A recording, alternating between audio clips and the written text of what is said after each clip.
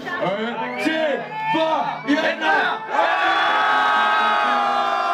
Až zasnou ty světla, až přijde ten konec, až zbyde těch pár, co zašeptají s Bohem, Ažka bude popel, co poletí vzduchem a všechny ty drinky pak potečou na zem. Jenom si vzpomeň, kdo žil jako bohem, kdo miloval světlo, měl největší oheň, pořád stál rovně, nesnášel režimy, kretény, co ho nutili žít podle norem.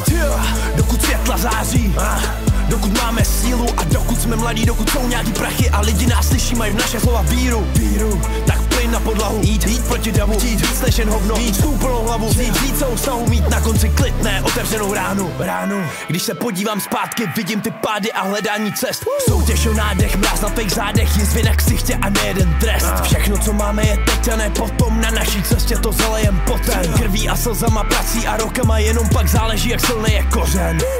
Teď zvedám to pití, připijím na rodinu, na hudbu, co mám, na chvíle, co berou dech, chvíle, co ničí mě, na hráče, který mají perfektní plán, na krásný ženský, na nejdelší noci, na všechny ty chvíle, kdy nestojíš sám, kdy všechno zapadá, stoupáš furt nahoru, život je pestrej jak hologram. Už nikdy zpátky na dno, pryč od kurvený práce, každý den pak bojovat jak vyjebaný blázen. Všichni na tebe jen plivou, takže buď to vzdáš se, nebo napíšeš úplně nejsilnější básne. Znám se, nevím, co je bát se, začali jsme dole, teď jsme někde v dálce. Než ty světla zhasnou, musíme se hnát přes nekoneční překážky v téhle dlouhý válce.